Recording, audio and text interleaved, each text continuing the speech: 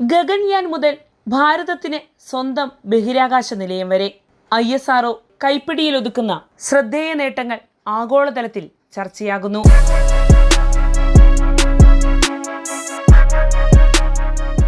നമസ്കാരം, ഞാൻ Jasmine. Skyroot aerospace വിന്യസിച്ച Vikram 1ന്റെ വിജയകരമായ വിക്ഷേപണത്തോടെ ഇന്ത്യയിലെ സ്വകാര്യ ബഹിരാകാശ മേഖല പുതിയ അധ്യായം തുറന്നിരിക്കുകയാണ്. സ്വകാര്യ മേഖലയുടെ കാര്യത്തിലെന്ന പോലെ തന്നെ ISROയും നിർണായക ദൗത്യങ്ങളുമായി മുന്നോട്ടു പോവുകയാണ്. തുടർച്ചയായ PSLV വിക്ഷേപണ പരാജയങ്ങൾക്ക് പിന്നാലെ ഏതാനും മാസങ്ങളായി ISROയിൽ നിന്ന് പുതിയ വിക്ഷേപണങ്ങൾ ഉണ്ടായിട്ടില്ല. എന്നാൽ ചന്ദ്രയാൻ 3യുടെ ചരിത്ര വിജയവും ആദിത്യ L1 ദൗത്യത്തിന്റെ നേട്ടവും ഇന്ത്യയുടെ ബഹിരാകാശ പദ്ധതികളെ പുതിയ ഉയരങ്ങളിലേക്ക് എത്തിച്ചു. ശുഭാൻശു ശുക്ലയുടെ രാജ്യാന്തര ബഹിരാകാശ നിലയ സന്ദർശനവും ഇന്ത്യയുടെ മനുഷ്യ ബഹിരാകാശ സ്വപ്നങ്ങൾക്ക് കൂടുതൽ കരുത്തു പകർന്നിരിക്കുകയാണ്. ഉപഗ്രഹ വിക്ഷേപണങ്ങളിലും ചന്ദ്രപര്യവേക്ഷണത്തിലും മാത്രം ഒതുങ്ങുന്നതല്ല ഇന്ത്യയുടെ ബഹിരാകാശ ഭാവി. അടുത്ത ഏതാനും വർഷങ്ങൾക്കുള്ളിൽ ISRO ലക്ഷ്യമിടുന്ന 7 സുപ്രധാന പദ്ധതികൾ രാജ്യത്തിന്റെ ബഹിരാകാശ ശക്തിയെ തന്നെ നിർണയിക്കുമെന്നാണ് ചൂണ്ടിക്കാണിക്കപ്പെടുന്നത്. അതിലൊന്നാണ് ഗഗൻയാൻ. ISROയുടെ ഏറ്റവും നിർണായക പദ്ധതിയാണ് ഗഗൻയാൻ. ഇന്ത്യൻ മണ്ണിൽ നിന്ന് ഇന്ത്യൻ റോക്കറ്റിൽ ഇന്ത്യക്കാരെ ബഹിരാകാശത്തേക്ക് അയക്കുക എന്നതാണ് ഈ സ്വപ്ന ദൗത്യത്തിന്റെ ലക്ഷ്യം. ഭൂമിയിൽ നിന്ന് ഏകദേശം 400 കിലോമീറ്റർ ഉയരത്തിലുള്ള ഭ്രമണപഥത്തിലേക്കാകും ഇന്ത്യൻ ബഹിരാകാശ യാത്രികരെ ഈ ദൗത്യത്തിലൂടെ എത്തിക്കുക.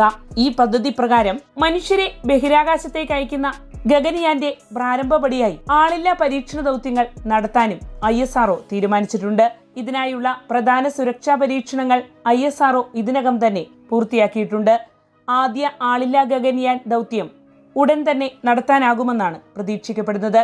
അത് വിജയിച്ചാൽ അമേരിക്ക, റഷ്യ, ചൈന എന്നീ രാജ്യങ്ങൾക്ക് ശേഷം സ്വന്തം സാങ്കേതിക വിദ്യ ഉപയോഗിച്ച് മനുഷ്യരെ ബഹിരാകാശത്തേക്ക് അയക്കുന്ന 4ാമത്തെ രാജ്യമാകും ഇന്ത്യ. ISROയുടെ മറ്റൊരു നിർണായക ദൗത്യമാണ് ചന്ദ്രയാൻ 4. ചന്ദ്രയാൻ 3 സോഫ്റ്റ് ലാൻഡിംഗ് വിജയകരമായി പൂർത്തിയാക്കിയിരിക്കുകയാണ്. എന്നാൽ അതിന്റെ തുടർച്ചയായുള്ള അടുത്ത ലക്ഷ്യം വളരെ വലുതാണ്. ചന്ദ്ര ഉപരിതലത്തിൽ നിന്ന് മണ്ണും പാറക്കഷണങ്ങളും ശേഖരിച്ച് ഭൂമിയിലേക്ക് തിരിച്ചെത്തിക്കുന്നതിനായാണ് ചന്ദ്രയാൻ 4 ISRO യാഥാർത്ഥ്യമാക്കുന്നത്. ലോകത്തിലെ ഏറ്റവും സങ്കീർണമായ ബഹിരാകാശ ദൗത്യങ്ങളിലൊന്നായി വിലയിരുത്തപ്പെടുന്ന ഈ സാമ്പിൾ റിട്ടേൺ മിഷൻ ചന്ദ്രന്റെ ഉത്ഭവവും ഘടനയും സംബന്ധിച്ച നിർണായക വിവരങ്ങൾ ശാസ്ത്രലോകത്തിന് നൽകുമെന്നാണ് പ്രതീക്ഷിക്കപ്പെടുന്നത്. ചന്ദ്രയാൻ 4ന്റെ തുടർച്ചയായി ചന്ദ്രയാൻ 5 എന്ന ചരിത്ര ദൗത്യത്തിൽ പങ്കാളിയാകാനും ISRO തീരുമാനിച്ചിരിക്കുകയാണ്. ജപ്പാന്റെ ജാക്സയുമായി സഹകരിച്ചാണ് ലുപെക്സ് എന്നറിയപ്പെടുന്ന ചന്ദ്രയാൻ 5 ദൗത്യം. ചന്ദ്രന്റെ ദക്ഷിണ ധ്രുവ മേഖലയിൽ ജലഹിമയുടെ സാന്നിധ്യവും മറ്റ് നിർണായക വിവരങ്ങളും ശേഖരിക്കാൻ കൂടുതൽ ശേഷിയുള്ള റോവറാകും ചന്ദ്രയാൻ 5ൽ ഉപയോഗിക്കുക.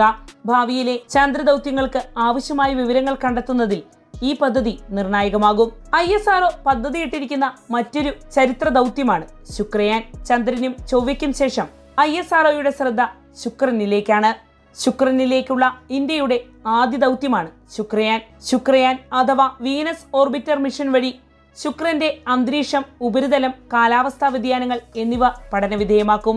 ഭൂമിയുമായി ചില സാമ്യങ്ങളുണ്ടെങ്കിലും അത്യന്തം പ്രതികൂലമായ അന്തരീക്ഷമുള്ള ശുക്രന്റെ രഹസ്യങ്ങൾ തേടിയുള്ള ഇന്ത്യയുടെ ആദ്യ പര്യവേഷണത്തിലേക്ക് ഉറ്റുനോക്കുകയാണ് ലോകരാജ്യങ്ങളും. ISROയുടെ മറ്റൊരു സുപ്രധാന പദ്ധതിയാണ് ഭാരതീയ അന്തരീക്ഷ സ്റ്റേഷൻ.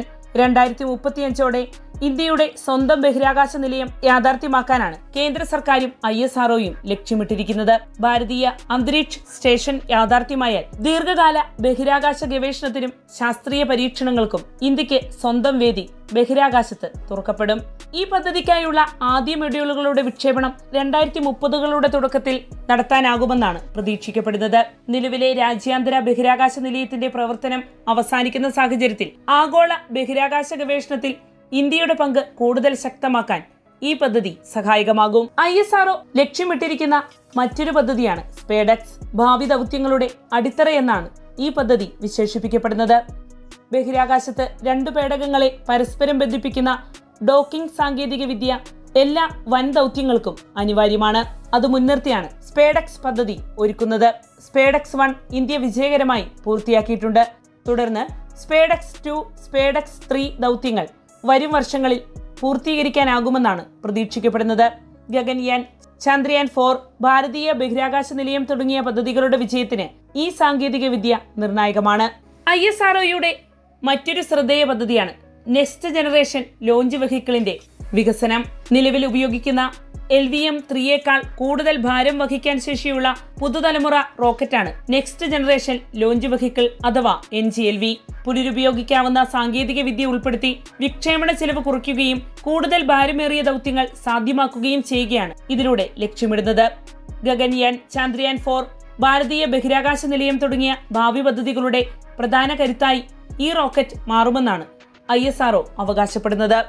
ചന്ദ്രയാൻ 3യിലൂടെ ചന്ദ്രനിലും ആദിത്യ L1 വഴി സൂര്യപഠനത്തിലും ലോകശ്രദ്ധ നേടിയ ഇന്ത്യ ഇനി മനുഷ്യ ബഹിരാകാശ യാത്ര, ചന്ദ്രനിൽ നിന്ന് സാമ്പിളുകൾ ഭൂമിയിലെത്തിക്കൽ, ശുക്രപര്യവേക്ഷണം, സ്വന്തം ബഹിരാകാശ നിലയം, പുതുതലമുറ റോക്കറ്റുകൾ തുടങ്ങിയ മഹാപദ്ധതികളിലേക്കാണ് കാലെടുത്ത് വയ്ക്കുന്നത്.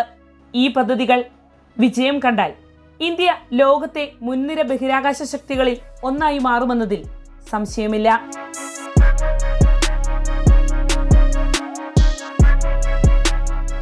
വാർത്തയുടെ നിറം തേടി തനിനിറം.